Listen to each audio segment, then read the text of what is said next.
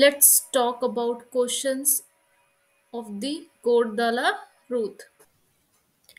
I prefer to avoid driving at night if my vision is poor. Option A yes, option B no.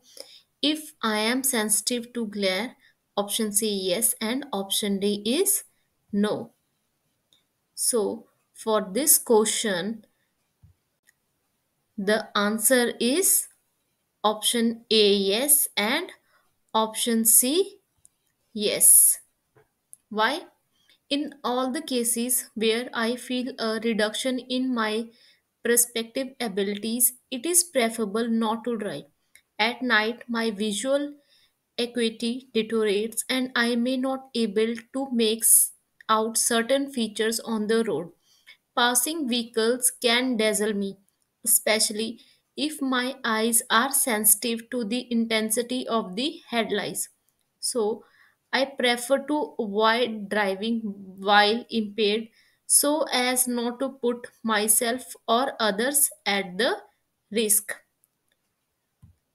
So, the next question is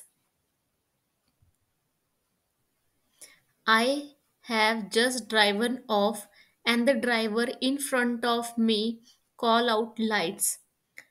I check that my lights are on. Option A yes, option B no.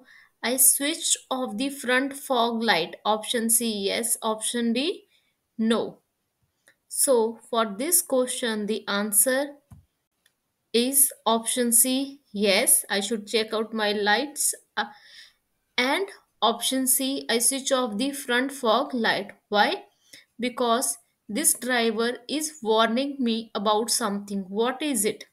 Given the dense fog, I immediately check that I have not forget to switch on the dipped beam headlights. If I have switched on the front fog lights and they are getting in the way, they must be set at the wrong height. I switched them off momentarily and pull alongside the pavement to lower them a little toward the ground. So the next question is I am on way to Toulouse. I should place myself on the left side. Option B I should stay on the same lane. So for this question the answer is option B. I should stay on the same lane.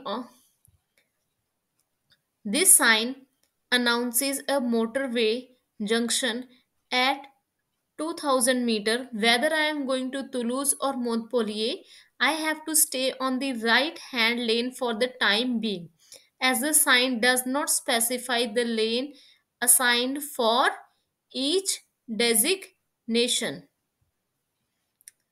So the next question is I am the first to arrive at the scene of this accident. My first task is to option A help the injured, option B call the emergency services, option C mark out the accidents.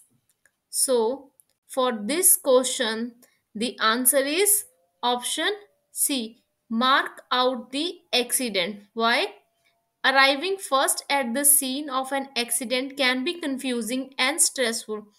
This emotional state can lead you to do anything. First of all, when I arrive at an accident, I put on my yellow waistcoat and protect the scene by marking out the road before and after the accident with triangle and my vehicle with the hazards warning light on. This will help to avoid over accident, especially in this case where we are right next to the blind bend. Other users need to be informed of the situation early enough to adapt their approach. So, the next question is when I approached a roundabout, the most important clues are option A on the left, option B on the right. I need to pause. Option C yes, option D is no. So, for this question, The most important clues are on the left. So the answer is option A. Should I need to pause? No. This the strategy for approaching a roundabout is to absorb as soon as possible whether I need to give a way to vehicle already on the ring. I therefore need to look mainly to the left and then make sure that I give way to the potential users while avoiding an unnecessary stop. You do not need to stop, just give way to other drivers, that is, do not block their path or force them to slow down. So, the next question is, an injured person is trapped in the vehicle. Option A, I get them out of the car. Option B, I give them medication. Option C, talk to them to reassure them. Option D, give her something to eat. So, for this question, the answer is option C. Talk to them to reassure them. Why? In the event of an accident, victim may suffer various injuries, both visible and invisible, unless the injured person is in the greater danger by remaining in the car. You must not remove them. If you try to do so to do the right thing, the situation may could get worse and become very serious. No food, no drinks, and no medication should be given to the injured person.